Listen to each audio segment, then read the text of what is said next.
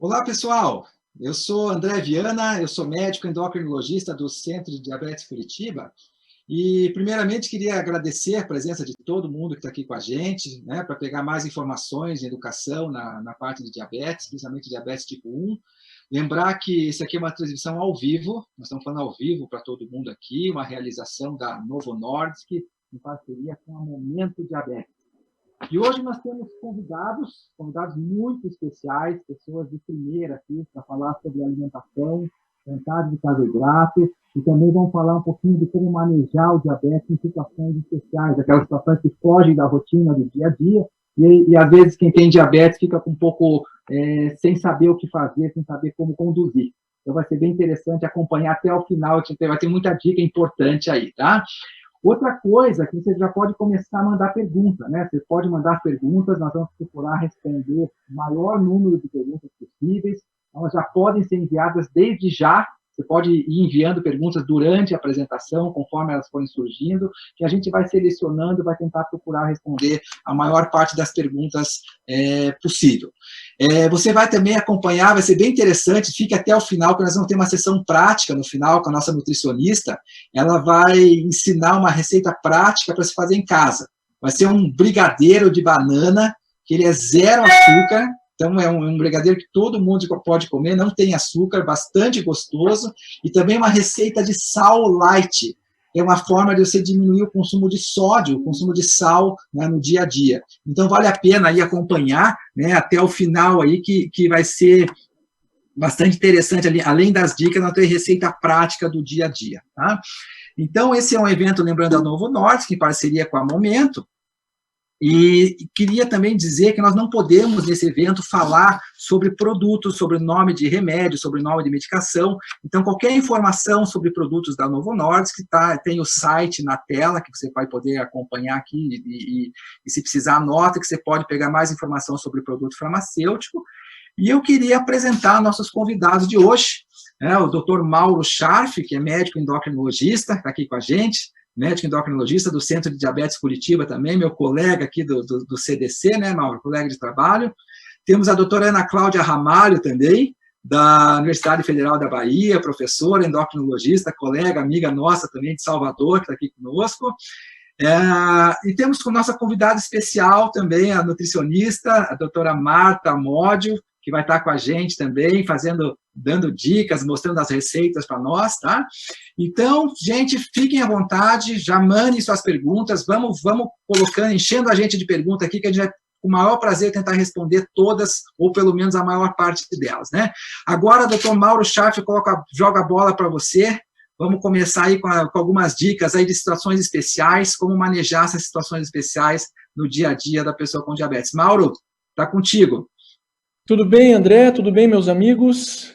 É um prazer e uma honra estar entre amigos queridos aqui de tanto tempo e mais ainda pessoas que estão sempre envolvidas no cuidado e na educação das pessoas com diabetes. Então, para mim, muito orgulho e muita honra poder trocar um pouquinho de experiência. Isso aqui não é aula, tá certo? Isso aqui é um bate-papo realmente para que a gente possa, então, trazer aí informação de relevância e conteúdo com dicas muito práticas das coisinhas que a gente faz. Tá? Então, eu vou compartilhar minha tela com vocês aqui, porque coube a mim, nessa live aqui, a gente falar de situações especiais de quem tem diabetes tipo 1, né? Ou seja, das pessoas que são tocadas aí pelo diabetes. Então, eu trouxe situações especiais na rotina da pessoa com diabetes tipo 1, lembrando que a pessoa com diabetes ela não tem uma limitação, não tem nada que ela não possa fazer. Ela quer mergulhar, olha que legal aqui a turma mergulhando, olha aqui a gente escalando, quem me conhece sabe o quanto eu gosto disso, festando aqui, dançando, pedalando, viajando, até de balão, pode andar, pode fazer, certo? Basta a gente ter os cuidados e as dicas que vêm hoje aqui são para a gente conseguir desenvolver melhor isso. Então, eu estava falando dos feriados religiosos, tá? Esses feriados religiosos, eles podem ser muito específicos, Tem dias que eu digo que a gente não quer lembrar muito do diabetes, né? A gente quer festar, está muito feliz, está empolgado com alguma situação, é lícito isso, tá? É compreensível totalmente, tá? Mas vamos lembrar que tem situações como na religião judaica, o Yom Kippur, e no islamismo o Ramadã, onde as pessoas têm que jejuar durante o dia. Então lembrem-se que quem tem essa religião, você não é obrigado a fazê-lo. Você está dispensado de fazê-lo, mas a gente entende como médico plenamente que você queira fazer. Tá? Muitas vezes todos os amigos na escola estão fazendo, está numa escola hebraica, numa escola muçulmana, e as pessoas optam por esse período de jejuar. Converse então com os médicos de vocês para que haja uma redução de dose, para que vocês não façam hipoglicemia durante o período do dia de jejum, né? E que vocês possam então compensar e receber, quando vocês vão se alimentar depois do pôr do sol, no período da noite, né, vocês fazerem, então, um ajuste da insulina. É bem importante carregar sempre também coisas para não ter hipoglicemia, porque esse é um período que a incidência aumenta bastante da hipoglicemia. Tá? Mas lembre, você é dispensado e se quiser fazer, conte com a gente aqui, que a gente vai montar um esquema legal para você. Tá?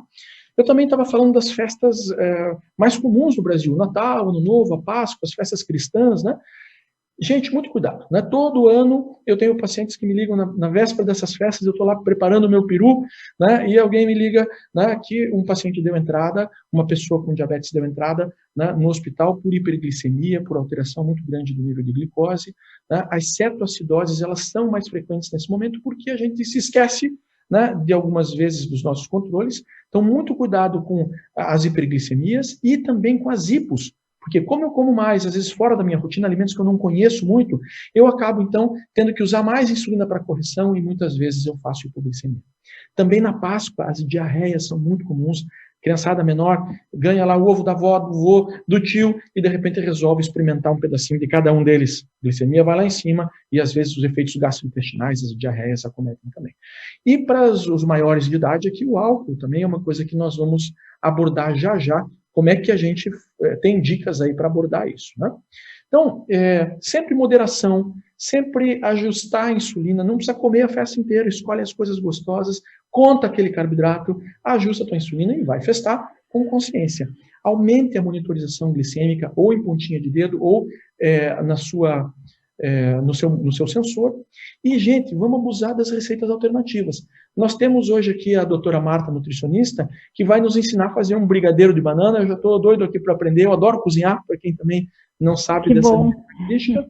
E eu queria pedir para a Marta 2 dicas também, por exemplo, para o Natal e para a Páscoa, né, para evitar um pouco essas hiperglicemias. Que alternativa esperta a gente pode ter também aí, Marta? A gente tem muitas receitas para usar nessas datas e para apresentar para as pessoas que estão com a gente que não conhecem também. E priorizar o chocolate amargo, cacau, que é excelente. Uhum. Muito bom, Marta. Você deve ter bastante gente aí que pede muita dica nessas épocas para você, para poder festar sem se incomodar tanto com a hiperglicemia, né? Sim, sim. E também para quebrar aquela monotonia, sempre as mesmas receitas, apresentar coisas novas. Muito legal. Marta, tô louco para ver tua receita, daqui a pouquinho você entra com ela, tá bom? Aguardem. Legal, legal. Então, juntando já em festa, né? Festa e álcool tá meio ali. Então, o álcool, tá? A gente tem que ter um cuidado especial aqui com o álcool. Deixa eu voltar lá, que pulou lá para o final. Não sei o que aconteceu. O álcool, tá? Então, a gente tem que ter um cuidado especial com o álcool. E as dicas, uma dica que eu dou importante, se você for beber, tá? Comer pequenas porções de carboidrato junto com o álcool. Então, vá comendo mais vezes e maiores quantidades se você tiver numa atividade física. É muito comum, por exemplo, estar ali uma rave, né, uma festa, se você for beber e for exercitar, dançar, por exemplo, ou fazer, né, uma atividade física junto, cuide, coma mais vezes, porque a hipoglicemia pode vir. A hidratação também é muito importante. O macete é intercalar entre uma bebida ou outra, de preferência não mais do que 2, pessoal, tá? Mas intercalar a hidratação e durante, o antes e o depois também bastante água, e medir mais vezes, conheça mais e conheça o comportamento, porque cada bebida, né, o destilado, o fermentado, ele pode ter uma diferença no seu corpo. Tá? Não vá dormir com glicemia baixa. Tá? E a gente dá a dica aí de tomar um leite, por exemplo, um leite integral que tem o carboidrato que age na hora e a proteína e a gordura que age depois. tá? Para segurar. E se fizer atividade física, tá certo? Também tem que cuidar aí com mais carboidrato de noite, talvez botar um achocolatado junto para você evitar a hipoglicemia, porque infelizmente, né, meu Batman desmaiou lá depois da festa, né? Infelizmente a hipoglicemia pode acontecer com mais facilidade. E gente, aqui vai uma dica minha. Cuidado com os energéticos. Os energéticos, eles têm muita cafeína, eles fazem uma hiperglicemia inicial que parece nos proteger e eles anulam o efeito depressor do álcool. O álcool deixa a gente, depois de algum tempo, para baixo, né? Mas o energético, ele tira essa impressão. Então, as pessoas acabam bebendo muito mais, sem falar que o energético tira o gosto ruim do álcool, né? Então, um uísque, uma vodka, o energético dá aquele gostinho docinho e a pessoa acaba bebendo mais. As hipoglicemias piores são pós-energético e uma das maiores armadilhas de hoje. E eu queria pedir para a doutora Ana, que está com a gente aqui também, que é uma médica com bastante experiência aí no tratamento de pacientes, de pessoas com diabetes, né, que nos desse a dica do outro lado, né, porque não é só na hipo, né, que a gente tem que se preocupar. Eu acho que a hiper também pode chamar atenção, né? O que você pode nos dar de dica para a turma que está nos vendo aí também? Mauro, a gente sempre pensa na hipoglicemia mais ligada ao álcool e é real. Só que muitas vezes o paciente bebe comendo, come muito, belisca muito e não toma o bolos. Então, a ideia é tomar o bolos quando estiver bebendo e comendo e depois, no final, porque a hipoglicemia posterior, aí sim, tomar proteína, como você falou, diminui a dose no posterior, porque as pessoas comem e esquecem de tomar o bolos enquanto está comendo, batatinha frita, aipinzinho, os petiscos, né? Muito bom, Ana. Então, ó, eu falei muito da hipo, mas vamos lembrar da hiper também. Tem gente que vai beber, já sabe da hipoglicemia e não toma insulina. Não pode, gente. Tá? Então, essas dicas aí vão ajudar vocês de uma forma significativa. Agora, outra coisa que aflige muito são os dias de doença, tá? Quando a gente adoece. Então, se eu ficar doente é perigoso? Claro, ficar doente é perigoso para qualquer pessoa, especialmente para a pessoa com diabetes. O que a doença pode fazer? Um resfriado, uma gripe, qualquer condição que faça a gente vomitar ou ter diarreia, né? Infecção em geral pode subir o açúcar no sangue. Também estresse. Tá? Eu tenho, por exemplo, algumas pessoas que eu vejo que na véspera de fazer prova, por exemplo, a glicose fica lá em cima, né? Ou vai ter uma conversa cabeça aí com o namorado, por exemplo, a glicemia fica onde ninguém sabe, lá em cima. Cirurgia também, de médio, grande porte, pode também alterar a glicose. Então, muito cuidado, né, porque períodos de doenças assim podem afetar diretamente a glicemia e expor um risco maior de cetoacidose, por exemplo, né? E o Covid também, né? A gente vai deixar para as perguntas, porque pode ser que apareçam perguntas por aí, a gente vai também tirar qualquer dúvida de vocês, né? Mas o que a gente faz, né? Verifica o açúcar no sangue a cada 4 horas, faz a pontinha de dedo ou o sensor mais vezes, se você puder, né? E fazer o teste de cetona, né? Se o nível de açúcar estiver acima de 240, em alguns guidelines, 250, ou se o seu médico pedir. Está doente, está com a glicemia mais alta, faz o teste de cetona e liga para o médico, entra em contato se a cetona que dá para medir tanto na urina quanto no sangue, né, aparecer. Dependendo do resultado, o médico pode sugerir que você tenha que ir até o hospital, até o serviço para fazer uma hidratação ou para fazer alguma correção. E aqui eu queria alertar vocês sobre o nível de cetonas, tá? Quem tem o medidor e muitos aparelhinhos medem no sangue, como fazer a ponta de dedo você mede no sangue? Se tiver abaixo de 0,6, ok. O meu jejum prolongado pode fazer isso, outras situações podem fazer um pouquinho de cetona no nosso organismo. O esporte excessivo, etc. Tal, o consumo de gordura pode fazer. Tá? Mas se ficar entre 0,6 e 1,5, gente, cuidado, isso é um sinal amarelo. Tá? Você vai ter que aplicar mais insulina e já vai dar um aviso para o seu médico, vai se hidratar mais. E passou de 1,5, quanto mais alto, além de 1,5, o seu risco de cetoacidose, ele está presente. Aí já não é sinal amarelo. Aí já é aumentar a insulina, aumentar a hidratação, se não estiver vomitando, e conversar com o seu médico para você poder, muitas vezes, fazer esse atendimento hospitalar. Nunca pare completamente a insulina, tá? Se tiver situações como vômitos e diarreia, por exemplo, que você não esteja conseguindo comer e vomitando, a tua glicemia pode, ao invés de subir, baixar. Tá? E é um erro parar a insulina, mas a redução, às vezes, dela pode ser bem significativa. Reduzir 50%, 60%, 75%, às vezes, pode ser necessário nesses casos. E, às vezes, né, não dá para parar a insulina, mas você pode, se não estiver parando nada, ter que tomar um sorinho com glicose para te abastecer e não ter dificuldade, né?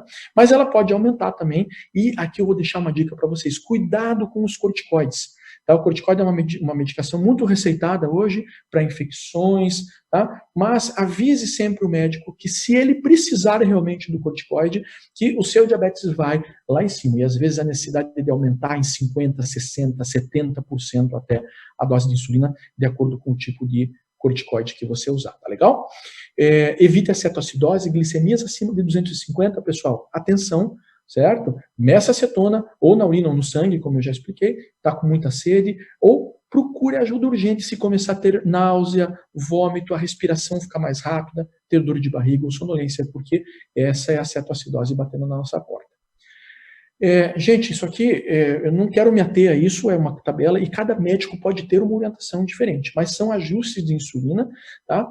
Quando a gente tem a presença da cetona. Então, eu vou me ater nesses dois últimos aqui, ó, a hiperglicemia, tá? E a presença da cetonemia sinal amarelo, tá? E da cetonemia sinal vermelho, tá? Aumentos de 15% a 20%, contato com o médico e muitas vezes procurar o hospital. Cada médico pode te dar uma tabelinha dessas, assim, direcionada ao teu controle, tá legal? Vamos falar aqui de viagem também, esse é um assunto bacana. Bacana, corta um pouquinho o coração, né? Porque eu viajo muito. Eu sei que tem um outro viajante aqui, que é o doutor André, que está aí, que viaja muito comigo. A doutora Ana também viaja bastante, a Bianca também, né? E a gente está meio limitado de viagens ultimamente, né? Mas que cuidados eu tenho que ter aí para viajar? Tá? Primeiro, levar toda a minha insulina e uma insulina extra. Nem sempre é fácil comprar insulina fora, tá? Se eu uso seringa, levar seringas extras. Se eu uso canetinhas também, levar uma caneta extra, pode acontecer de quebrar lá. A mesma coisa para os aparelhinhos de glicemia. Esse já é mais fácil comprar. A maior parte dos países, em farmácias, você pode ter aquele que não você está habituado a usar, mas dificilmente você vai ficar na mão. Se você é usuário de bomba, tá, ou de alguma monitorização contínua, lembrar dos descartáveis. Gente, acredite, eu já tive gente que viajou para os Estados Unidos, chegou lá com a bomba e chegou assim, meu Deus, eu não tenho o meu catéter, eu não tenho o meu sensor, e agora?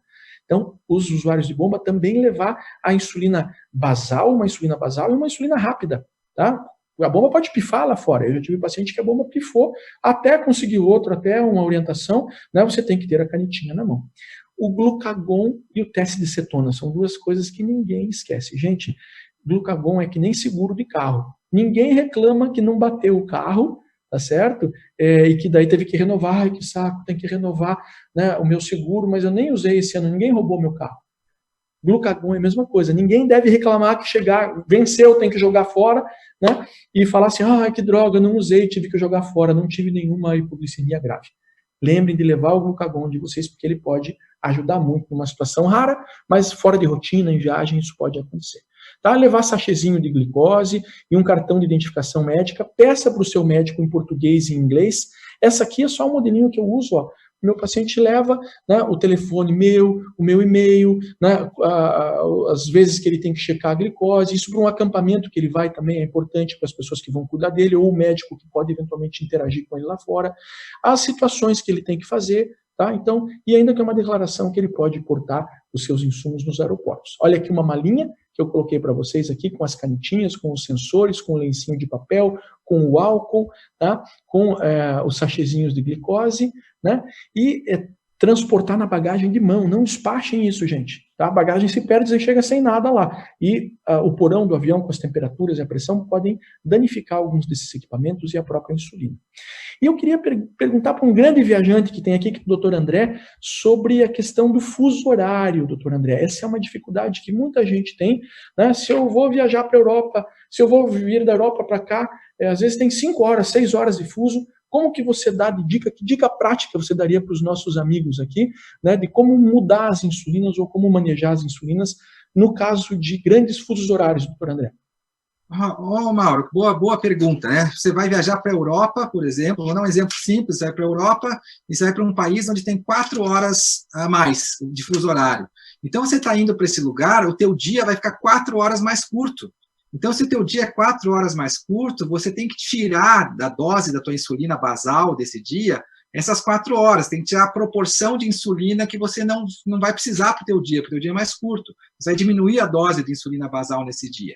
Se você está voltando da Europa para o Brasil, por exemplo, o teu dia vai ficar 4 horas mais longo, pode ser 5 horas mais longo. Então, você vai precisar mais insulina basal proporcionalmente. Então, é só fazer o cálculo proporcional de quantas horas você vai ganhar e quantas horas você vai perder, dependendo se você está indo de um lado para o outro, e também ficar mais atento às doses do bolos também.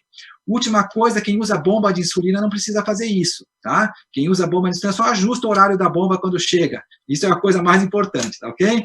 Vamos lá, Mauro, temos mais um minutinho. Essa era a pergunta da bomba, você já se adiantou, André, mas muito legal. Então, essa dica é bacana. O André falou 4 horas, 24 horas, 4 horas é 1/6, aumenta ou diminui 1/6 da dose, por exemplo.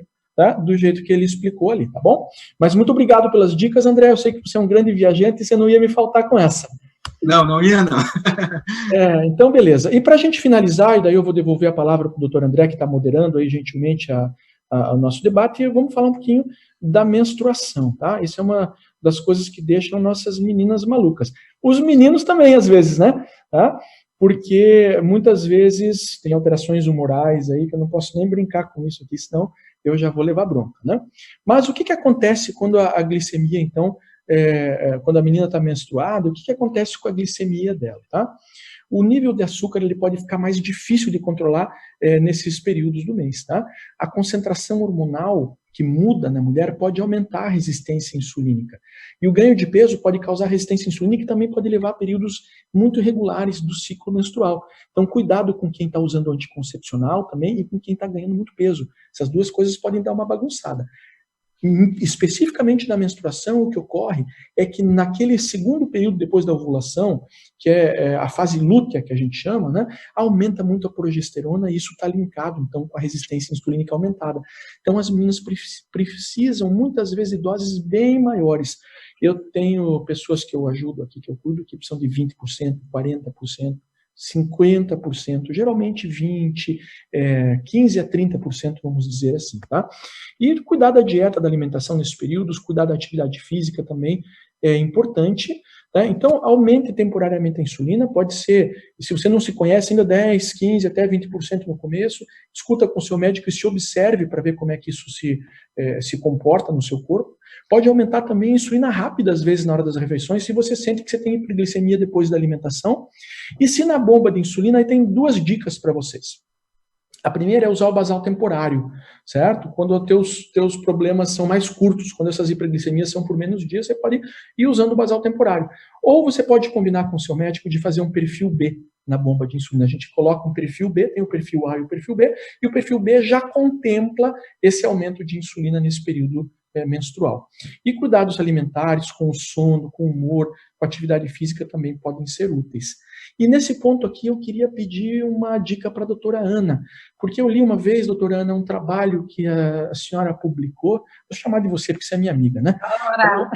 Que você publicou no Diabetes Care, e você estudou bastante esse comportamento feminino, né? Do que acontece na menstruação, e eu sei que você tem uma pérola para contar para a gente aí desse estudo, né? Que dica você pode dar para as pessoas, doutora Ana?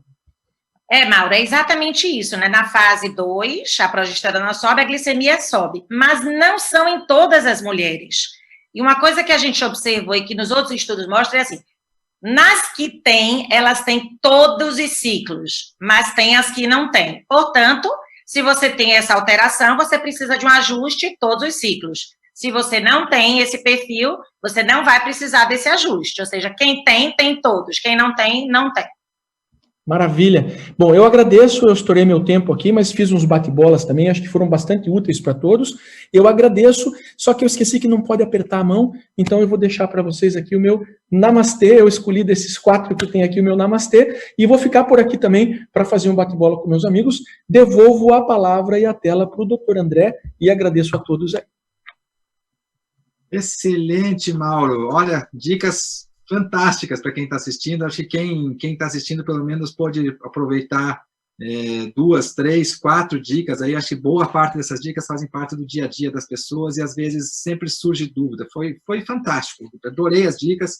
Aprendi também com você, Mauro. E assim, ó, enquanto você foi falando, foi chegando pergunta, né? Tem muitas perguntas aqui, eu acho que nós não vamos conseguir responder todas, mas vamos já tentar começar com algumas delas aqui, né? Olha só, a pergunta que chegou de como manejar o fenômeno do alvorecer e o aumento da glicemia que acontece no café da manhã. A pessoa pergunta se deve corrigir antes, se deve dar bolo, além do bolo alimentar, deve corrigir antes. Uma pessoa com diabetes tipo 1. Essa pessoa que escreveu tem diabetes tipo 1. O que a gente sabe é que muitos de nós têm muita resistência à ação da insulina, principalmente no período da manhã. Nós secretamos cortisol, hormônio de crescimento à noite, e não espantem vocês, não se espantem ninguém, que de manhã todos nós vamos precisar de mais insulina. Então, geralmente, nas regulagens, converse com o médico de vocês também, isso é muito importante, né? Quem sou eu aqui para, sem conhecer alguém, dar uma dica dessas? Mas, de uma forma geral, você vai precisar de uma quantidade muito maior de insulina, certo? De manhã, você vai ter que aumentar, às vezes, a conta da relação de insulina-carboidrato, ou ter um fator de sensibilidade mais agressivo nesse período. Então, lembre-se que se você usa o mesmo fator todos os dias, converse com o seu médico que às vezes ele vai ter que ajustar esses fatores de forma diferentes. Aparelho de destro e aparelho de cetona, qual a diferença?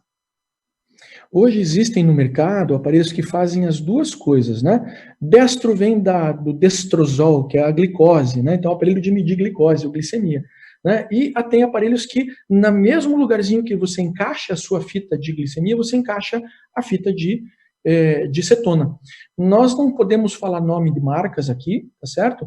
Mas se você fizer uma pesquisa rápida no seu Google, aí você vai encontrar quais são os equipamentos hoje que permitem fazer as duas coisas. Para quem não encontra, tem uma fitinha que mede na urina também. Só que essa não é o ideal, porque às vezes essa cetona já pode ser antiga, da noite anterior, por exemplo, de uma hipoglicemia, pode não refletir a realidade. O ideal é que a gente faça na pontinha de dedo. Excelente. Olha, chegou mais uma aqui. Alguma dica para a pessoa com diabetes tipo 1 que precisa fazer uma cirurgia? Muito boa pergunta, né? Então, a dica principal, de mãozinha junto, assim, eu falei para o seu médico, vamos fazer essa cirurgia, ser a primeira do dia, tá? Muitas vezes você vai ter que adaptar suas doses de insulina, não pode suspender a insulina na maior parte dos eventos, mas muitas vezes vai ter que diminuir se você for ficar em jejum. Então, o ideal é você fazer uma jogadinha entre você, seu médico e o anestesista que vai te acompanhar.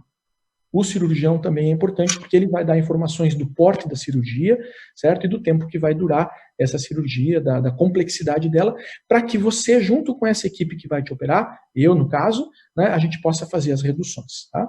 Eu tenho certeza que tem colegas com bastante experiência também, se alguém quiser dar uma dica sobre cirurgia, André, eu sei que você também tem muitos pacientes com a cirurgia, doutora Ana também, por favor, fiquem à vontade. Doutora Ana, você é nossa convidada especial, você tem prioridade. Não, essa dica que Mauro deu, eu acho que é fundamental, a questão de ser a primeira cirurgia do dia. E Mauro e André, uma coisa que sempre me preocupa é que, assim, para os médicos que são de outra área, ou para o próprio paciente, ele acha que ele tem que suspender a insulina. Então, sendo um paciente com diabetes tipo 1, ele tem que manter a insulina basal, porque ele pode fazer uma cetose. Paciente com diabetes tipo 1 não suspende a insulina basal. Nem cirurgia, nem nenhuma condição. Então, eu acho que o importante é a insulina basal, com bomba, sem bomba, ela deve sempre ser mantida. É o nosso meio, eu digo nosso porque eu tenho diabetes tipo 1, é o nosso meio de sobrevivência. Tirou a insulina basal, as coisas vão dar errado. Isso aí, Aninha, obrigado.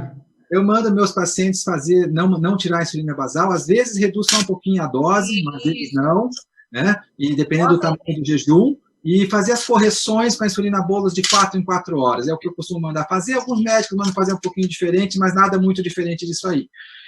Mais uma pergunta aqui, Mauro. O paciente que tem diabetes tipo 1 tem alguma limitação para fazer tratamento odontológico? Não tem, André. Tá? Assim, via de regra, os tratamentos simples são iguais e se a glicemia estiver bem controlada, pode fazer tudo. Tá? O problema são os pacientes que estiverem agudamente descompensados, então os procedimentos mais invasivos, que vão ter sangramento, que vão ter incisão, certo? Aí eles têm que ter cuidado.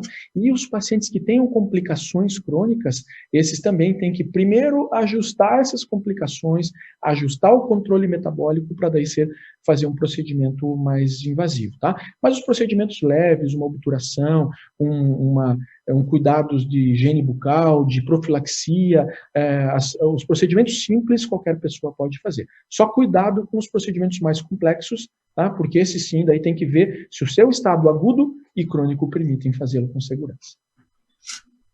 O Mauro Scharf tinha um monte de perguntas aqui, muitas perguntas chegando. Eu não tenho mais tempo para passar as perguntas para você, mas a gente vai ter um tempinho no final para mais questões também.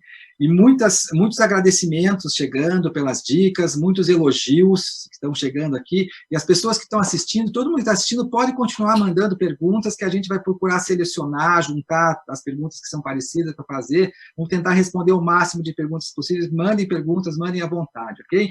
Então, muito obrigado, Cláudia. E eu gostaria de convidar, já foi apresentada, já participou, né, a doutora Ana Cláudia Ramalho, de Salvador, que está aqui para falar para a gente, acho que um dos assuntos que mais cria dúvidas em quem tem diabetes, que é a questão da dieta, da alimentação. Então, a doutora Ana vai falar sobre alimentação, sobre contagem de carboidratos. Tenho certeza que vai esclarecer também muitas dúvidas de quem está assistindo. Doutora Ana, fique à vontade, a palavra é sua. Espera aí que eu estou aqui compartilhando. Eu tenho certeza que você vai ser campeã de dúvidas e perguntas agora, Ana. Vou compartilhar, espera aí que eu estou... Espera aí que já vai. Antes de você começar a falar, Ana, já chegaram mais de 20 perguntas sobre alimentação. Só para você ter uma ideia, como a turma está interessada no assunto. É porque, como teve aquela queda, aí caiu um pouquinho e saiu.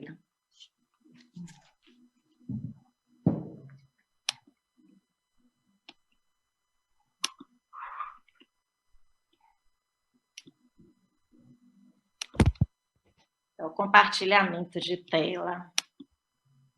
Você quer entrar com Marta aí um pouquinho? Enquanto Quer que eu compartilhe para você, Ana? Eu posso ir passando para você. Eu não estou conseguindo compartilhar, André. Você consegue para mim? Eu vou tentar fazer isso para você, então, porque, assim, eu consigo fazer daqui também. Vamos ver se eu consigo fazer esse compartilhamento. Depois daquela queda, eu não estou conseguindo. Eu estava aqui cuidando das perguntas, já chegaram muitas perguntas para você. Antes, você nem começou a falar, já chegaram as perguntas aqui. Aparece a minha tela aqui compartilhada? Aparece. Joia. Então, só me manda a hora que eu tenho que passar as próximas, eu vou passando, tá ok? Tá, joia. Vamos lá. Então, pessoal, a minha parte é uma parte bem interessante. Essas dúvidas foram baseadas em dúvidas do dia a dia de vocês, nós, como profissionais, percebemos, e eu, enquanto paciente com diabetes tipo 1, também observo. Então, a gente vai falar me ajuda com dicas práticas para eu contar carboidrato, qual é a diferença entre diet, light e zero, como eu conto gordura e proteína, e por que eu preciso de insulina para correção e para carboidrato. E depois, no final, uma dicasinha sobre os apps para contagem de carboidrato. Aí você tem exatamente como é que eu começo uma dica prática para eu contar carboidrato. Então, normalmente as pessoas ficam muito assustadas com a questão da contagem, acha difícil, complicado, mas tem formas mais práticas da gente fazer. Então, por exemplo, quando você pega esses manuais, essas tabelas de contagem, às vezes elas assustam. Eu coloquei aí uma tabela que vocês podem ver, tem vários dosagens de carboidrato de pães. E se vocês forem ver, eles são muito próximas. 25 gramas de carboidrato um pão, 30 gramas outro. Então, a gente pode arredondar tudo para um múltiplo de 5 e considerar, por exemplo, os pães 30 gramas de carboidrato. Se vocês forem pensar, por exemplo, os biscoitos, o biscoito maisena tem 4 gramas de carboidrato, o biscoito água e sal tem 6, o biscoito creme crack tem 5. A gente pode considerar que todos os biscoitos têm 5 gramas de carboidrato. Arroz, o arroz tem 5 gramas de carboidrato a colher de sopa, aí você vai para o integral, tem 4, o lilás tem 6, e aí vai. Então, isso às vezes confunde. Todos os arroz têm 5 gramas de carboidrato, para feijão também. Dessa forma, para quem não tem o hábito, ou não gosta de fazer cálculo em celular, ou de usar aplicativo, pode fazer as contas, somando tudo para um múltiplo de 5, e depois vai dividir pelo fator, a relação carboidrato-insulina que seu médico lhe deu, que para simplificar, sendo um múltiplo de 5 é melhor. Tá? Então, aí, por exemplo, eu exemplifiquei. Os pães, você pode considerar todos 30, a maioria tem próximo disso. Vamos lá. Aí, por exemplo, eu coloco um exemplo de uma contagem simplificada. Então, um café da manhã, onde você já parte de ter memorizado isso de uma forma aproximada. Então, o pão já é 30, meio mamão papai já é 15, você fica com um número inteiro, e se você for dividir por um número inteiro, é bem mais fácil. Então, 50 dividido por 10, você já tem a dose, para quem não quer fazer. Isso evita também com que o paciente que não isso é uma questão de personalidade também. Às vezes a pessoa não é minuciosa, ela não quer ficar fazendo muita conta, isso pode ajudar e faz com que você, de alguma forma, se você estiver comendo mais, você vai tomar mais, se você comer menos, você vai tomar menos. Ok? Vamos lá. Uma coisa que sempre é uma dificuldade, gente, eu não sei para vocês, assim, eu sempre sinto dificuldade com isso, é a questão do que você não tem, assim, colher de sopa, né, uma medida exata. Por exemplo, eu boto aí na foto purê de batata, mandioca, e do lado esquerdo as frutas. Então, o purê de batata, mas isso é muito chato. Ficar pesando sempre, para muitas pessoas, não é possível. Então, qual é a sugestão? Vocês pesam uma vez, veem quanto deu de gramas, quanto deu de carboidrato e fotografam visualmente com o olho. Então, por exemplo, eu aprendi que um prato cheio de purê de batata tem X gramas de carboidrato. Toda vez que eu vou comer, meu olho fotografa aquela porção e ali eu aprendo. As frutas, a mesma coisa. Melancia é difícil, olha a fatia fina, a fatia média, a fatia grossa. Pesa uma vez, fotografa com o olho e aí você já vai aprender. Das próximas vezes, não é necessário ficar toda vez que vai comer uma fatia de melancia, ficar pesando. Aí você aprende, fotografa com o olho, é o aprendizado visual. Mauro, você quer falar alguma coisa aí, Mauro, em relação a essa questão da aproximação?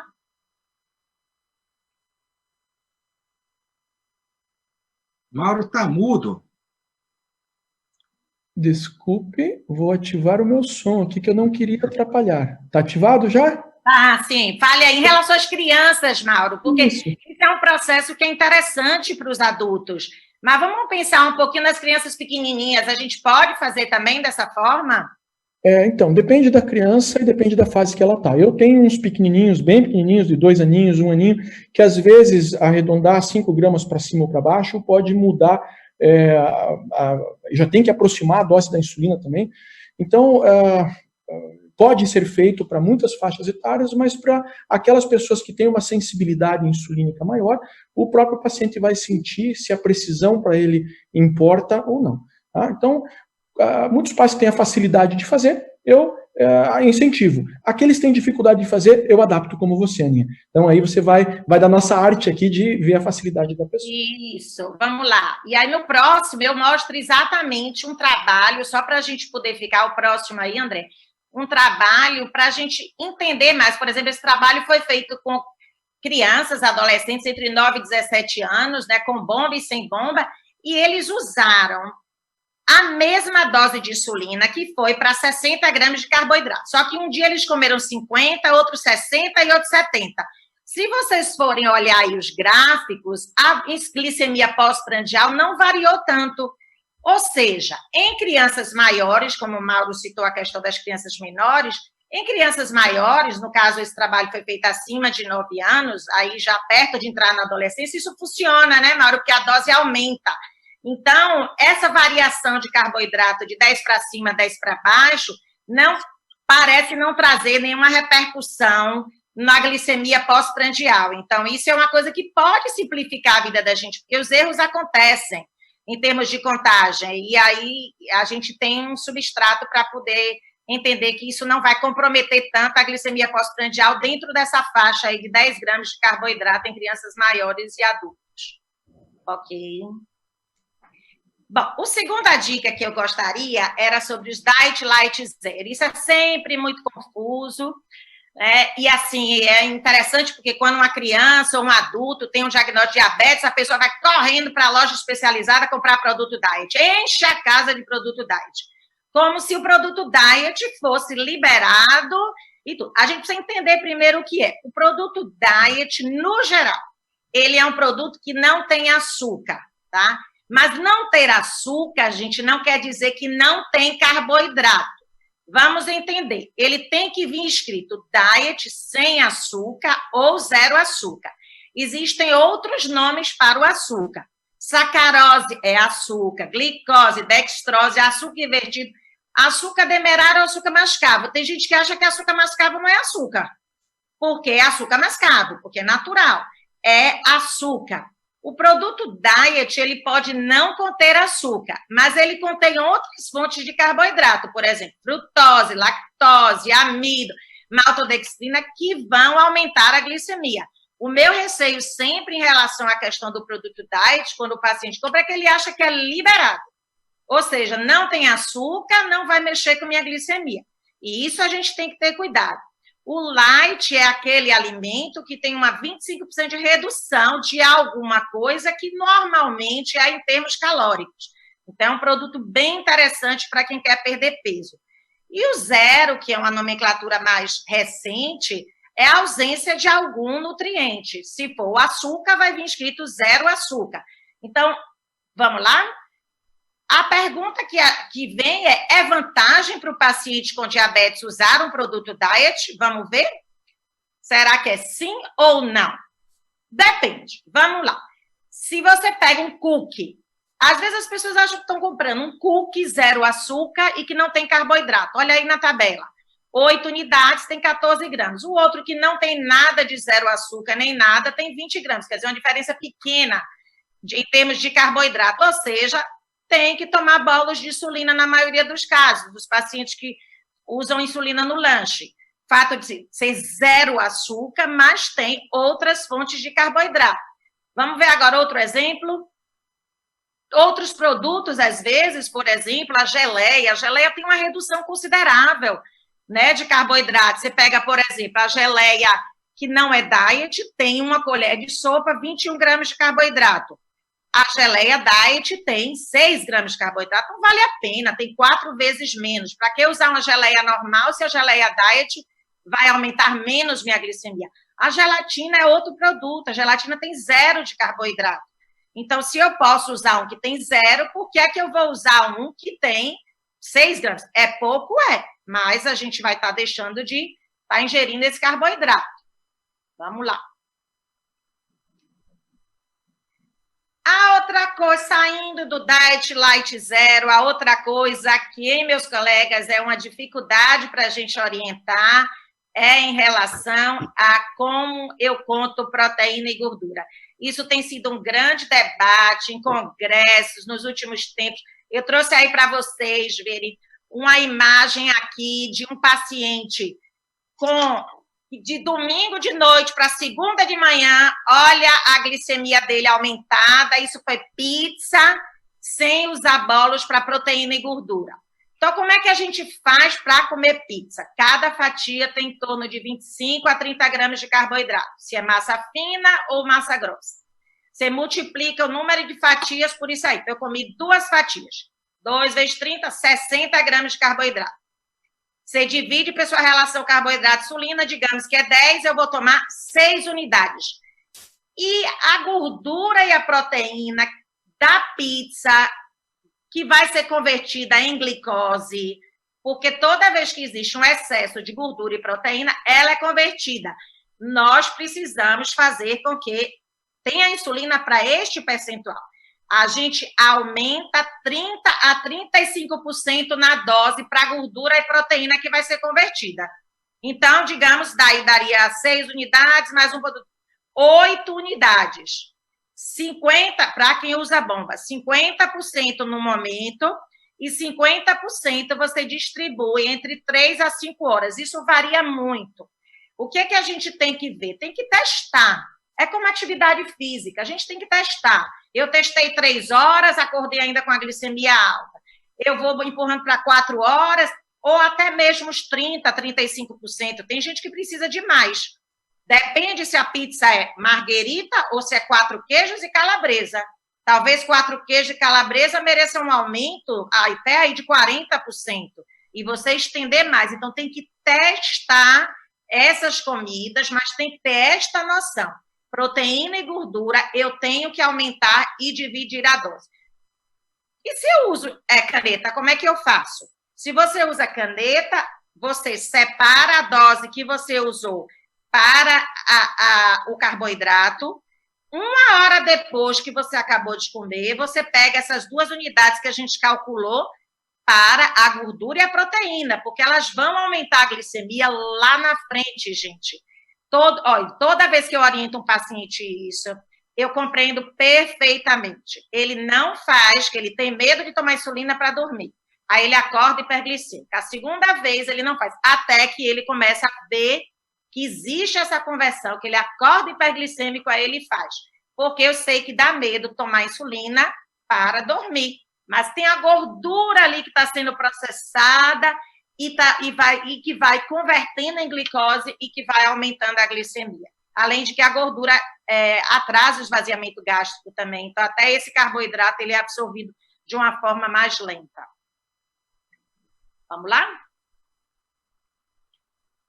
Contar a proteína, coisa que não é fácil. Vamos aprender uma coisa prática. Um bife de mais ou menos 100 gramas tem 25 gramas de proteína. Eu preciso dar dose extra, Ana Cláudia? Não. Normalmente, a gente dá dose extra quando essa proteína vai aí 75 a 100 gramas de proteína. Isso corresponde ao quê? Porque às vezes a gente fala, 3 bifes, gente. Então, olha aí esse desenho aí. Você tem, de um lado, um bifezinho do dia a dia e lá você tem quantidade grande. Então, por exemplo, 3 bifes equivalem, em termos de conversão para glicose, a 20 gramas de carboidrato. Olha aí uma dica boa. Se eu como 3 bifes, é como se eu estivesse comendo 20 gramas de carboidrato. Então, eu vou acrescentar esses 20 gramas de carboidrato. Ah, mas vem cá, mas minha glicemia sobe quando eu como 2 bifes. Coloque 10 gramas de carboidrato, 15 gramas, faz uma situação intermediária. Mas é importante a gente ter essa noção. O bife, o pedacinho de frango do dia a dia, não precisa contar essa conversão. Mas à medida em que você passa, em algumas pessoas para 2, e em quase todos, para 3, um churrasco. Churrasco é muito mais, não é não? Hein, Mauro e André, vocês do Sul aí, muito mais, nos churrascos, muito mais carne que se come, e aí é que precisa mesmo de orientação, nesses casos, né, de esses churrascos de final de semana. Muita carne aqui no Sul come mesmo, viu, Aninha? Você está certíssima. A glicemia depois do churrasco, a gente come maionese junto, viu? Então... Vixe, porque eu sempre digo ao paciente, mesmo que você não coma a farofa do churrasco, aí vocês fazem farofa, porque aqui tem farofa no churrasco. Tem farofa, então a farofa já tem o carboidrato. Mas tem gente que vai para um churrasco e come só a carne. Carne, cheia de gordurinha, aquela picanha. Aí diz, eu só comi proteína. E quando chega na madrugada ou no outro dia, a glicemia estoura. O que é isso? A gordura, a proteína, convertendo em glicose. Então, vamos lembrar, gente, no churrasco, de fazer a cada 3 bifezinhos, cada 3 pedacinhos de picanha aí, contar 20 gramas de carboidrato, tá bom? Vamos lá. E uma dicasinha, tem muitas pessoas que acham que toma insulina para o carboidrato, está tudo resolvido. A gente precisa sempre lembrar que uma glicemia pós-prandial, ela contempla a quantidade de carboidrato, a glicemia anterior, a atividade física que eu vou fazer depois e eu antecipar o bolos, que é importante, 15 minutos. Imaginem vocês, o paciente vai comer 60 gramas de carboidrato, a glicemia dele está de 85. O paciente vai comer 60 gramas de carboidrato, a glicemia dele está 285. A dose é a mesma? Não é. Então, é importante a gente saber que, além da dose para o carboidrato, a gente vai ter a dose da correção. Daí vocês já entendem como é que eu vou corrigir se eu não meço minha glicemia antes. Tem que ter a monitorização da glicemia para as refeições. Próximo. E o que é essa correção? Essa correção é feita como? Vamos ver aí? O próximo. Essa correção da glicemia é feita como? A gente chama, cada pessoa deve saber qual é o seu fator de correção ou de sensibilidade. O que é esse fator? É quanto uma unidade de insulina rápida baixa a minha glicemia. A do meu vizinho não serve para mim. Cada paciente tem o seu fator de sensibilidade ou de correção. E na mesma pessoa, às vezes, a depender do horário do dia, o fator de correção é diferente. Por exemplo, chegou uma pergunta aí para Mauro, em relação ao fenômeno do alvorecer. Normalmente, esse fator de correção de manhã é menor, faz com que a pessoa tome mais insulina, porque a resistência à insulina é maior. Então, é importante conversar com seu médico qual é meu fator de correção e se ele é igual durante todo o dia. E para a gente terminar aí, a gente vai falar um pouquinho, avança aí, André, sobre os apps, tá? A gente para a contagem. Na verdade, eu coloquei aí inicialmente, não são apps, mas é que vocês têm a possibilidade de fazer um download gratuito, que é o Manual de Contagem de Carboidrato da Sociedade Brasileira de Diabetes, e essa tabela de quantificação alimentar, onde você pode usar essas fotos e aí delinear a quantidade de carboidrato para cada um, para você checar de tempos em tempos e depois você abandonar nesse sentido de quantidade de carboidrato e vai ficar só com o seu visual, é o aprendizado visual de quanto tem.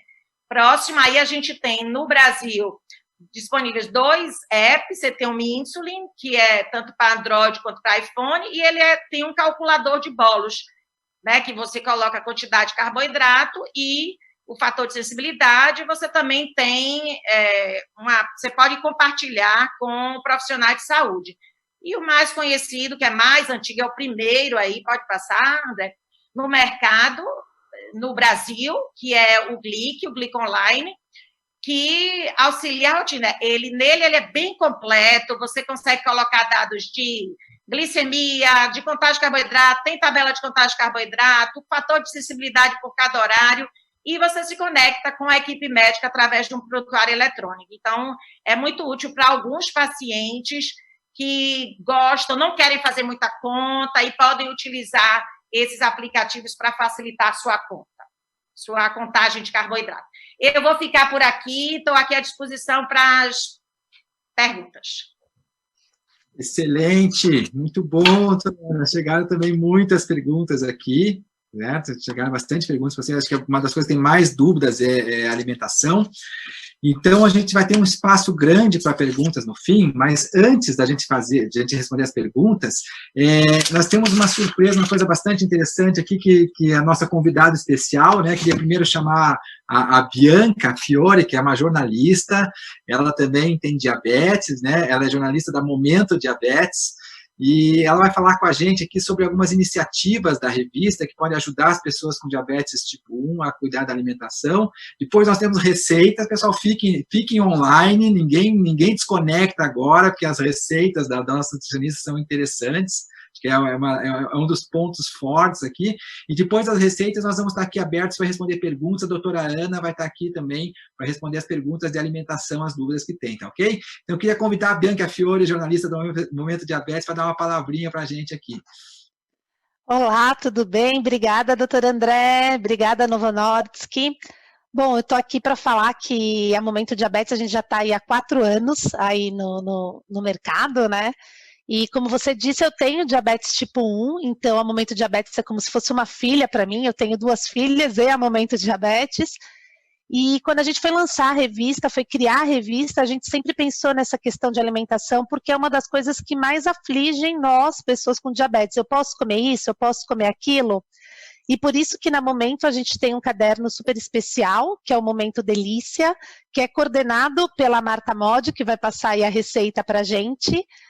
E ainda temos duas culinaristas, né, que é a Lena e a Viviane Bianconi. A Vivi, ela é mãe pâncreas, assim como a Marta, e a Lena, ela também tem diabetes tipo 1. E o legal desse caderno é que todas as receitas que nós fazemos, elas têm toda a tabela nutricional, a gente se preocupou com a contagem de carboidrato. Cada edição, a gente aborda temas específicos, então a gente já teve sopas, doces, lanches, agora a gente está fazendo um tour aí pelo Brasil, então, nessa edição que acabou de chegar, que é a edição nova, já está o link aí gratuito para todo mundo. A gente está abordando alimentação aqui do Sudeste, alimentos do Sudeste. A próxima é do Sul, doutor André e doutor Mauro. Vamos trazer aí as comidas típicas do Sul, né? E eu vou até chamar agora já a Marta. Aliás, a Marta vai passar duas receitas. E essas receitas, se vocês não conseguirem anotar, apesar que é muito fácil, a gente está deixando elas disponíveis lá no site da Momento Diabetes. Então, se você perdeu alguma coisa, depois corre lá para o site da Momento que a receitinha vai estar lá. É com você, Martinha. Agora vamos mergulhar no mundo dos nutrientes, que é a minha paixão. Já prendi o cabelo, vou tirar a aliança, álcool gel que está na moda, né? Todo mundo agora usa. Gente, nós vamos começar com uma receita light dessa edição, que a capa foi dieta anti-inflamatória. Então, eu quis trazer, de propósito, um alimento salgado, porque, como a doutora Ana falou, ele pode ser diminuído em um dos nutrientes, em um dos componentes. Então, eu trouxe aqui meu porta-tempero, aconselho todo mundo a ter, guardar os potinhos em casa e fazer, identifica. E aí eu vou mostrar um sal. Esse, por coincidência, é um sal rosa, mas pode ser qualquer sal, tá? E a cúrcuma. A cúrcuma, ela é super rica em compostos bioativos. A gente precisa aprender que alimento não é só carboidrato. Aqui se falou muito, porque é o item que mais interfere na glicemia. Mas os nutrientes é que vão nos trazer saúde ou a falta deles a doença. Isso a gente precisa prestar muita atenção. Então, a cúrcuma é um super aliado. Esses compostos bioativos são não nutrientes, e agora a ciência está tão avançada que a gente sabe que tem nutrientes também com compostos bioativos, e que, consumidos ao longo do tempo, ao longo do dia, eles trazem saúde para a gente. Então, olha que fácil. Compra uma cúrcuma em pó, cúrcuma longa, cúrcuma, açafrão da terra, cada lugar tem um nome. Aí você coloca metade da cúrcuma, metade do sal. Acabou. Produto light. Automaticamente você está baixando 50% do consumo do seu sal por dia. Ou faz blend de ervas para misturar com um pouquinho de sal. Aí é a imaginação, e dentro da nossa revista aqui, do Momento Delícia, a gente tem várias receitas que a chefe Alena fez, sal em pasta, gersal, lotado desses compostos bioativos. Lembrando que o brasileiro consome 12 gramas em média de sal por dia. A recomendação da Organização Mundial de Saúde é 5. Então, a gente precisa realmente se preocupar, porque traz doença. E a gente diminuindo o sal, traz saúde. E aí, agora, né, o da vez, que é o brigadeiro de banana, que está todo mundo aí babando, eu vou ensinar vocês. É super simples essa receita da Vi, que é uma mãe pâncreas, como a Bi falou. E ele também vai nos mostrar a junção, a sinergia dos nutrientes. É uma receita zero, porque não vai ter adoçante, não vai ter açúcar mascavo, nenhum tipo. E a gente sabe que o consumo excessivo de açúcar e de adoçante faz mal.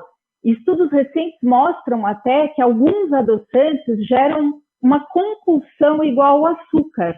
E também ele não é tão interessante para a saúde do nosso intestino, que é algo tão importante, que é onde a gente absorve todos esses nutrientes que a gente está falando aqui, tá? Então, primeira coisa, alimento de verdade. A gente fala muito isso na revista. O que vem em pacote, o que vem embalado, já não tem tantos nutrientes do que vem direto da natureza. É possível fazer toda a alimentação com base na natureza? Atualmente não, né? A gente sabe que a gente compra com os produtos processados e às vezes até com ultraprocessado. A ideia é diminuir o consumo. Então, a porcentagem da nossa alimentação precisa ser mais alimento de verdade, para aquela ideia precisa descascar mais e desembalar menos. É uma mensagem simples, mas que funciona muito quando a gente busca saúde, tá bom? Então, assim, é super fácil essa receita. A gente vai pegar uma banana prata. Essa aqui é nanica. Depois eu vou mostrar para vocês, eu fiz uma com nanica e outra com a prata. Mas eu vou fazer com a banana prata aqui. Então, descascando a banana. Gente, banana é um alimento prebiótico. Algo assim que se fala tanto hoje. E o que é um alimento prebiótico? É aquele alimento que vai ajudar as bactérias do bem do intestino. E a gente está com uma superpopulação de bactérias do mal no nosso intestino. O mundo está com esse problema. Por quê? A gente está comendo bem menos frutas, legumes e verduras. O que é recomendável pela Organização Mundial de Saúde? No mínimo 5 porções do FLV, frutas, legumes e verduras. Quantos por cento das pessoas conseguem comer esse mínimo? 23%. Eu vejo o quanto a gente precisa aprender receitas alternativas para colocar isso no nosso dia a dia, mesmo nessa vida corrida e moderna. Então, gente, amassar bastante a banana. Quanto mais amassar, mais ela vai ter aquela função do amido e não vai aparecer no brigadeiro. Aí vai ficar bem lisinho. Amassou? 1 minuto no micro.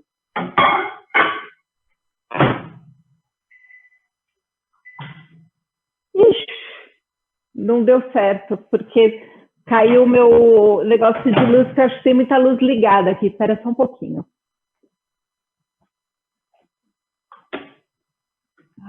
Quem sabe faz ao vivo, né, Marta? Aqui não tem jeito, né? Acho que é só a sua luz que cai aí? A nossa na verdade, é um disjuntor que caiu, acho. Porque acho que tem muita luz acesa para ficar claro aqui. Agora vai. Caiu o disjuntor do chuveiro elétrico, é pior ainda. Na verdade, eu soube que a gente não caiu por que caiu a luz, caiu pelo excesso de participantes que nós estamos lotados na sala aqui, viu? Vamos, né? Ó, 1 minutinho aqui, e aí eu já vou falar um pouco dos outros ingredientes da receita. Então, super rápido, prático, que é o que a gente prioriza no caderno. Eu também sou dona de casa, é impossível, né, ter receitas mirabolantes para o dia a dia. Você tem que tirar um dia para comprar e o outro dia para conseguir fazer a receita, porque é para ocasiões especiais. Agora, no dia a dia, é trazer nutriente com praticidade. Isso é essencial. Então, essa banana vai ficar 1 minuto no micro, a gente já vai tirar. Aí eu vou pôr aqui nesse apoiador. E aí Marta, eu vou colocar um... Desculpa, só interromper a Marta, que eu não falei, você falou do princípio. O caderno, o tripé do nosso caderno é o que a Marta vai falar agora, é saudabilidade, o custo e a praticidade. São as 3 coisas que a gente preza muito lá no Momento Delícia, né, Marta? Isso mesmo, porque é para usar no dia a dia. A ideia é levar nutriente para o dia a dia das pessoas. Isso aqui é leite em pó. Então, a gente vai colocar instantâneo, tá? Qualquer leite em pó. Desnatado, sem ser desnatado, enfim. Aí você vai colocar na banana quente 2 colheres de leite em pó. E aí, quem não pode leite de vaca, motivo que seja, porque é vegano, porque não pode por motivos de alergia e tudo mais, pode ser o leite de coco em pó, tá? Fica gostoso do mesmo jeito. E 1 colher de cacau em pó. Quem me conhece sabe que eu sou a louca do cacau, né? Amo de paixão e dou graças a Deus que não só a minha observação clínica, de tão apaixonada que eu sou pelo cacau, mas os estudos têm comprovado que o cacau, ele aumenta a sensibilidade à insulina em pacientes. Então, é um super aliado para quem tem diabetes, de verdade, super aliado. Então, por quê? Por causa da quantidade de polifenóis, que é um composto bioativo. Então, colocar cacau, chocolate amargo no seu dia a dia é uma super estratégia para ajudar no controle glicêmico. Além disso, ainda traz alimento para as bactérias do bem do intestino também. Então, veja como é interessante a gente começar a pensar em nutriente, né? Porque a nossa célula precisa muito de nutriente, as nossas células, os trilhões.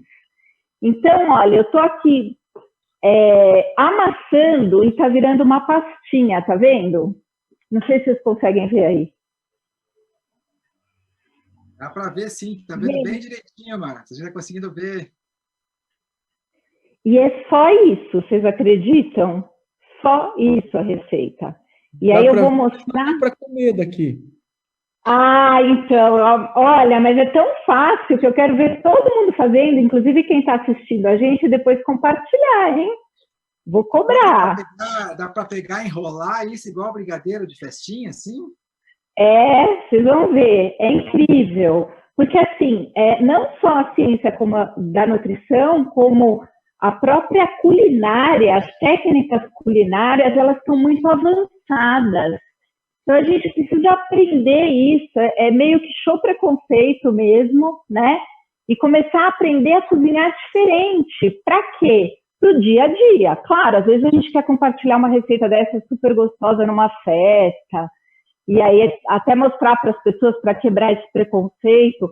Mas esse brigadeiro, por exemplo, pode levar na lancheira da criança. Imagina, né? Você pode fazer um almoço low carb e colocar como sobremesa, ao invés da fruta, o brigadeiro de banana.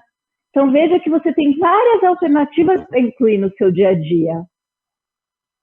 Olha, está ficando uma pasta homogênea. Dá uma olhada. Este é o verdadeiro zero açúcar, né, Marta? É zero açúcar, sim, zero adoçante. É verdadeiro. E como você falou, totalmente isento de química, né? E barato, gente. A banana é um alimento nosso. Tem em qualquer lugar. Ô, Marta, né?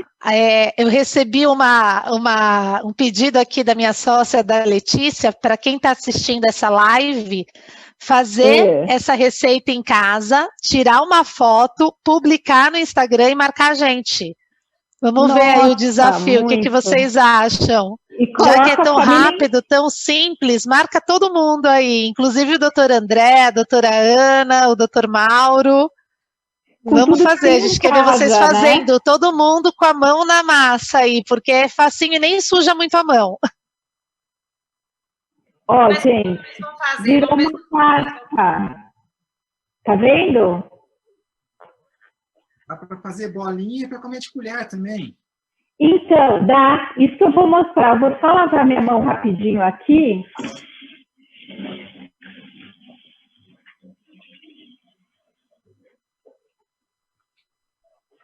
Porque se eu passar gel, o gel vai... Aí depois, com certeza, vão comer, né, aqui em casa. Vocês pegam manteiga, isso aqui é óleo de coco. Eu não tenho muita paciência para lidar com a manteiga, mas também eu quis mostrar que é só colocar alguma base oleosa na mão para você conseguir enrolar.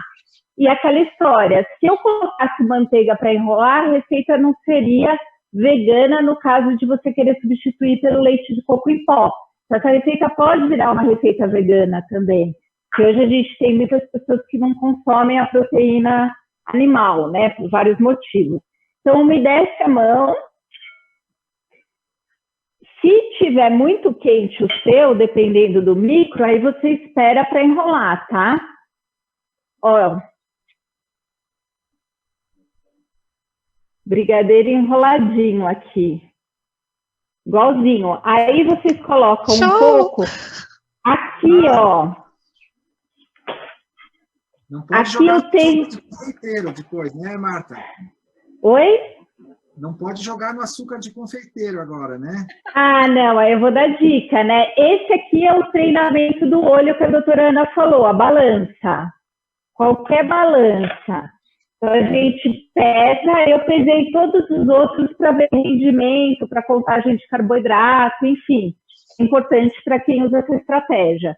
Então, todos aqueles eu fiz com 12 gramas. Aí pesou, passa no cacau, 100%. Ai, gente, olha isso. Não vou nem comer para não dar vontade. Ó. Tá vendo? Uma trufa. Esse parece uma trufa porque você passou no cacau. Aí você pode passar no coco ralado, fica bem gostoso também. Ou, de repente, até no granulado. Se você quiser passar no granulado, não tem problema nenhum. Vai tão pouco que não vai nem interferir na contagem. Então, dá para fazer super simples. E aí, eu vou mostrar para vocês que o doutor falou, ó, no copinho. Eu fiz no copinho também antes, minutos antes da gente começar. Esse aqui eu fiz com a banana nanica. Então ficou um pouquinho mais mole porque ela estava mais madura. Então eu fiz no copinho e uma receita inteira vão dar 10 brigadeiros, ó, de festa. Vamos ter que jantar brigadeiro de banana, Marta, pelo amor. Gente, uma delícia isso. Vocês não têm ideia. Parabéns, Martinho. Obrigado, valeu a dica, porque eu vou tentar fazer aqui em casa também, que está com cara de ficar gostoso mesmo. Eu gosto mais de comer de colher, mas as crianças gostam de comer as bolinhas, né? Então, acho que tem para todo mundo. Obrigado, Marta, pelas dicas. Ficou excelente mesmo. E ver, esse é só uma, né? Porque a gente sempre tem outras dicas que podem estar na revista ou que você pode pegar com o nutricionista. Sempre tem alternativa interessante para você fazer coisas gostosas e coisas saudáveis, né? Que podem, digo assim, ajudar a não atrapalhar, né? Ajudar a não aumentar mais a glicemia e, ao mesmo tempo, comer comida saudável. Isso é sempre bom demais. Foi excelente, a gente manteve um nível de audiência grande, né, até o final. A gente acho que foi uma das lives com maior audiência hoje, e graças à relevância do que a gente conversou aqui hoje, graças à relevância do conteúdo, das dicas práticas, do doutor Mauro, né, da doutora Ana e também da Marta aqui. Então, eu queria agradecer aí pela relevância do conteúdo que vocês colocaram aqui para a gente. E nós temos umas perguntas ainda que sobraram aqui. Eu queria jogar essa pergunta para a doutora Ana, que o pessoal estava bastante ansioso aqui para fazer perguntas para a doutora Ana Cláudia aqui. Eles querem saber o que comer, doutora Ana, quando a gente está com a glicemia alta. A glicemia já está alta, o que eu como? Ótimo, André. É importante a gente, nesse momento, é um momento bom para a gente usar a proteína, né? O iogurte, um queijo, um ovo de codorna, né? Abrir mão do carboidrato e usar mais a proteína, porque, inclusive, a proteína dá uma saciedade boa. Então, a orientação é, você está com a glicemia alta, é hora do lanche, ovo de codorna, um queijinho, né? Às vezes tem paciente que gosta de atum, né? Usar proteína mesmo, ou se vai querer muito comer carboidrato, diminui o carboidrato e associa com a proteína. Aí não sei se Marta quer dar alguma outra sugestão. Marta, alguma sugestão para o que comer quando a glicemia já está alta? Eu acho que a gente também pode lembrar de associar os legumes, que a gente falou tanto, né? Que vai trazer esses micronutrientes para o nosso dia a dia, que o nosso corpo está tão em falta hoje em dia. Então, mini cenourinha, mini tomatinho, erva doce, associar isso com uma pastinha rica em proteína. Então, dá aquela ideia do petisco para a família toda, não só para quem está com a hiperglicemia, porque eu que tenho uma adolescente com diabetes, a gente chega para comer e está com hiperglicemia, a família inteira não vai se alimentar e deixar ela para trás, né? Então, aí a gente petisca e aí depois, de forma adequada, e depois se alimenta quando a glicemia dela baixa. Excelente. Mais uma aqui, a vida como ela é. Vamos falar de realidade. Costumo tomar cerveja no final de semana e sempre tenho hiperglicemia. Quer dizer, a pessoa que fez a pergunta gosta de uma cervejinha e diz que quando ela toma uma cervejinha, a glicose sobe pra caramba. O que fazer, Ana? O que fazer, doutora Marta, Mauro Sharp? O que vocês têm de dica aí para nós? Por isso que a gente teve aquele trocadilho aí, né, Mauro, da questão da hiperglicemia durante a bebida alcoólica, porque a cerveja tem cevada. A cerveja tem carboidrato. Então, enquanto a pessoa está tomando a cervejinha, muitas vezes está petiscando também um aipimzinho frito, uma batatinha frita, uma carne do sol com farofinha, e como ela está bebendo álcool, acha que não precisa. Então, é importante contar mais ou menos a quantidade de copos de cerveja que a pessoa está ali tomando. Muitos pacientes que têm o hábito, aqui não cabe a mim ficar dizendo que deve ou não deve, não é esse o momento, mas de ficar tomando várias cervejas em grupo, em turma, eles esquecem de tomar insulina. E, às vezes, precisa tomar no início, às vezes, continua bebendo um pouco mais, tem que tomar para que, no mínimo, você não termine esta manhã ou tarde ou noite de cerveja muito hiperglicêmica. Então, a minha dica é: você deve realmente fazer uma estimativa do quanto você vai beber e usar a insulina bolos para o carboidrato da cerveja. E se usar mais ou consumir carboidrato de tira-gosto, usar no meio do consumo também. Não é dizer, hoje vai subir e largar para lá, não.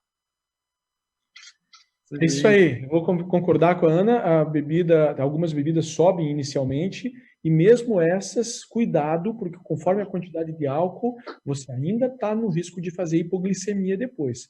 E eu não conheço ninguém que só tome uma cervejinha, ponto. É a cervejinha mais um petisquinho, e essas coberturas aí são fundamentais, mas mesmo assim, vai subir no momento, conforme a quantidade de álcool, cuidado, porque lá na frente você pode, então, ter a hipoglicemia, tá? Mais uma aqui. É melhor usar pouco açúcar ou adoçante? Aí eu acho que a gente precisa ver o que chama de pouco açúcar, né?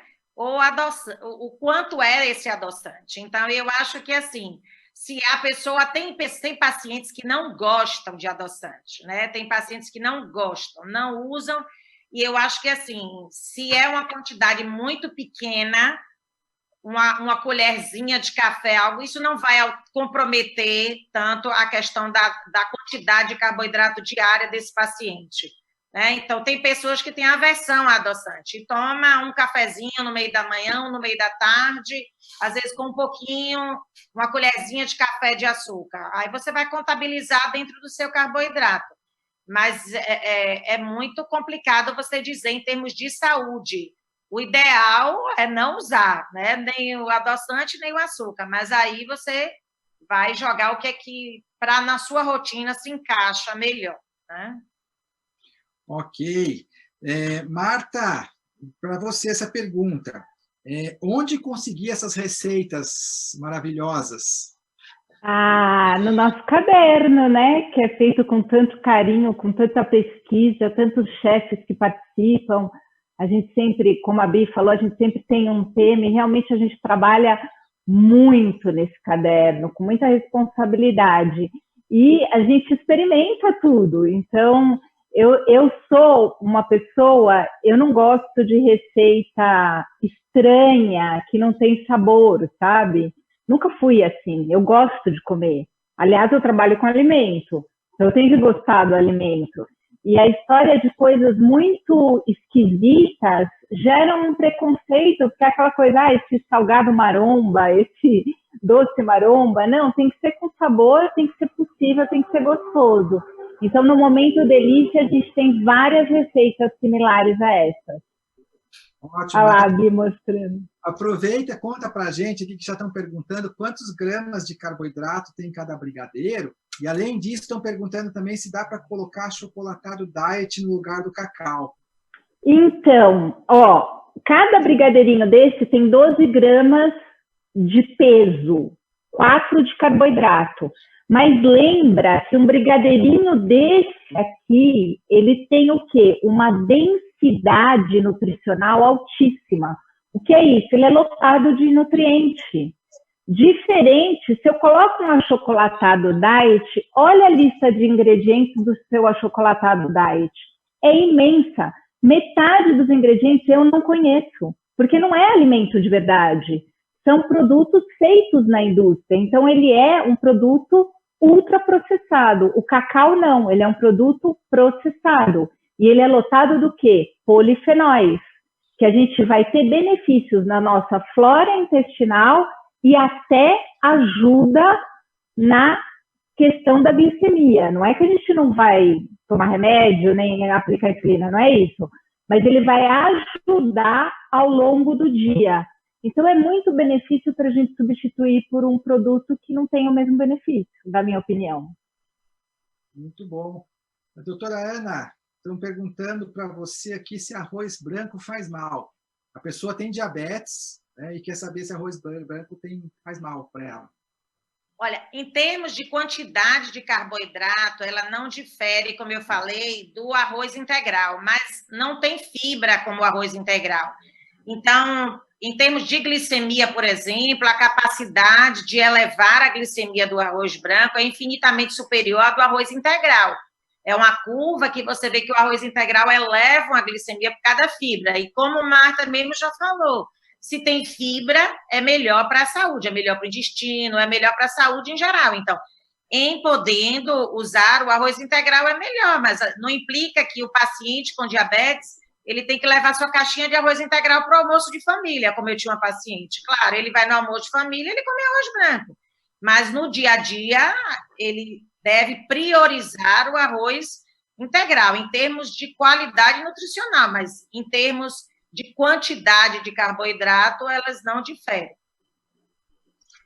Obrigado, doutora Ana. Olha só, doutor Mauro Scharf tem uma pergunta para você aqui. A pessoa quer saber se quando ela vai fazer exame no laboratório de manhã, cedo, em jejum, se ela tem que aplicar a insulina antes ou depois do exame. Ok. Uma pergunta muito interessante, André, e aí que tem duas respostas que são bem diferentes, uma a normal e a outra para abrir um pouquinho a cabeça.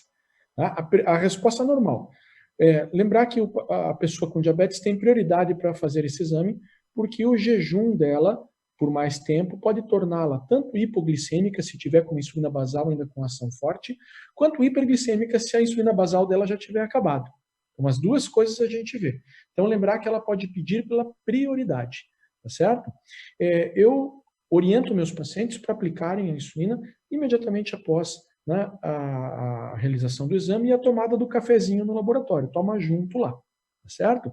A insulina basal em si, se a gente entender que ela mantém um período de 24 horas, ela talvez não importe tanto, tá? Mas, às vezes, como eu disse, pessoas que estão com uma ação mais forte da insulina basal podem ter hipoglicemia também, tá? Então, agora vem a resposta fora da casinha. Vocês sabiam que nem todo exame precisa de jejum? Então, aí vai o tipo de exame que você vai fazer. Vai testar os hormônios da tireoide, né? Vai fazer exames de urina, vai fazer outros exames que não requeram o jejum, você pode daí passar, né? Hemoglobina glicada. Para outro período você pode passar. A hemoglobina glicada é o reflexo de 3 meses, tá certo? A própria glicemia, tá? Eu, por exemplo, importo de um paciente meu fazer no período de tarde, que eu sei que a glicemia não é de jejum, mas eu tenho a monitorização dele todos os dias, eu tenho a ponta de dedo. A glicemia de jejum no diabético tipo 1, ela não é tão importante como no diabético tipo 2, que às vezes você vai ajustar um antidiabético oral, né, pela glicemia de jejum. Tá? Então, a pergunta fora da casinha é, converse com o seu médico, porque às vezes você pode ir no horário que o laboratório está vazio, está light, dependendo do tipo de exame que você tiver. Tá? Mas retarde sim. Se você vai fazer no horário com necessidade de jejum, retarde e peça prioridade no laboratório, você tem direito de fazer isso. Certo. Eu tenho um paciente aqui que pergunta se faz diferença tomar água, se você precisa mexer com a contagem de carboidratos. Para a doutora Ana, quando toma muita água, muda a contagem de carboidrato ou é a mesma coisa? Eu entendi, André, que é água na refeição, né? Ela quer saber se um copo d'água, por exemplo, se ela tomar junto com comida, vai aumentar ou diminuir a quantidade de carboidratos. Se faz diferença com a água. água. O apetite, né? Ela vai perder o apetite e vai comer. Em termos de absorção de carboidrato, não, mas eu estou imaginando que ela está falando beber água junto com a refeição, né? Ela quer saber se ela muda a conta, se ela contou carboidrato e depois água junto, se vai mudar a contagem. Não. Não muda a contagem, né? Não. Doutor Mauro, nas cidades que têm baixas temperaturas, essa pessoa que mora no sul do país e quer saber se nas cidades que têm baixas temperaturas, o inverno, os dias muito, muito frios, pode danificar a insulina, onde é que ela deve ser armazenada? Bom, no Brasil a gente não tem cidades com tão baixa temperatura, exceto Santa Catarina, Serra Catarinense, que eventualmente a gente tem temperaturas muito baixas. Mas isso não ocorre dentro da nossa casa, tá certo? Então, vamos lembrar que a insulina ela fica na porta da geladeira, geralmente, né, quando está fechada, e depois no meio ambiente. E raramente você vai ter dentro de casa temperaturas inferiores a 5 graus. Então, a insulina não pode congelar, ela não pode baixar demais essa temperatura a nível de congelamento. Então, expor no ambiente onde está nevando, expor no ambiente que esteja temperaturas abaixo de zero, pode não ser adequado. Então, sempre procurar proteger a insulina se você for se expor. Mas dentro de casa, raramente a gente vai ficar, né, com temperaturas assim, tá? Você protege ela na geladeira, que a geladeira mantém a constância, né, dos 5, 6 graus, e você protege ela do frio de fora com o frio da geladeira, tá? Você vai estar seguro assim. Obrigado, Mauro. Olha só, essa aqui eu vou jogar para você, Marta. Eu me chamo Renato, tenho diabetes tipo 1 e gostaria de saber se a farinha branca faz mal, porque eu já estou há 1 ano usando só farinha integral, e queria saber qual das duas é melhor, a integral ou a branca, e se tem alguma quantidade segura. Então, sempre o cereal integral, que tem aquela capinha, ele vai ter mais fibra. Aquilo que é a fibra, quanto mais refinado, menos nutrientes ele vai ter, como foi o caso do arroz branco. Então, claro que quando a gente substitui, a gente sai ganhando, porque vai ter mais fibra. Quantidade, não tem. Eu acho que uma coisa que a gente... seria interessante a gente comentar aqui, as pessoas estão perguntando muito de alimentos isolados. A gente precisa lembrar que precisa ter a combinação correta dos alimentos. Então, por exemplo, se eu vou comer arroz branco, tem muitas crianças que não comem arroz integral de jeito nenhum, mas você associa um legume, uma verdura, ou mistura, por exemplo, a quinoa branca com arroz branco, já fica um arroz integral. Então, aí a proteína, quer dizer, essa combinação alimentar é que é a grande sacada, e não um alimento isolado. E nada em excesso é bom. A gente também gosta muito de uma coisa e fala, isso eu tenho aval para comer. Não, é tudo um equilíbrio, para quem tem diabetes e para quem não tem diabetes, é igual, não tem diferença. Muito bom, obrigado, Marta. Gente, a gente tem que encerrar, infelizmente, porque as perguntas continuam chegando, a gente tem ainda uma quantidade boa de perguntas para responder, mas a gente não vai conseguir dar conta de todas, porque o nosso tempo já tá encerrando aqui, né? Mas for assim, eu só posso agradecer imensamente aos nossos convidados, ao doutor Mauro, à doutora Ana, a Marta com as receitas e dicas aqui, a Bianca da Momento Diabetes também, porque foi, assim, excelente. Eu acho que todo mundo que assistiu do começo ao fim essa live saiu com alguma informação nova, com alguma dica interessante que vai aplicar desde hoje mesmo, desde amanhã, já no seu dia a dia. Então, foram dicas realmente muito práticas e que, com certeza, vão ajudar a vida de muitas pessoas que estão assistindo. E tenho que agradecer também à audiência, né? Quem está aqui conosco na live, do começo ao fim, muitas pessoas. Eu não posso dizer isso oficialmente, mas parece que nós chegamos perto, ou batemos o recorde de audiência de lives aqui.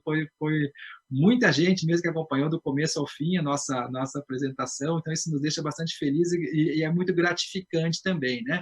E tenho que agradecer também, então, a Novo Nordisk por essa oportunidade, a Momento Diabetes também, que está com a gente aqui, né, favorecendo, fazendo com que a gente tenha essa oportunidade de estar aqui dando informação de qualidade para as pessoas com diabetes. Então, gente, muito obrigado pela... Obrigada. Quem ficou conosco aqui. Obrigada. Muito obrigado para quem apresentou E foi, assim, excelente, excelente mesmo. Eu mesmo aprendi muita coisa hoje. Bora fazer brigadeiro de banana. Todo mundo vai jantar brigadeiro de banana hoje. Eu não aguentei. Na foto, viu, André? Você fazendo. Quero ver se eu consigo, se vai dar certo, né? A receita está no Insta também, tá, gente? Quem quiser já está lá, a receita. Já jogamos lá para vocês. Excelente. Então, gente, brigadão. Beijo grande a todos. Até a próxima. Tchau, tchau. Beijo a todos aí. Valeu, pessoal. Tchau, tchau.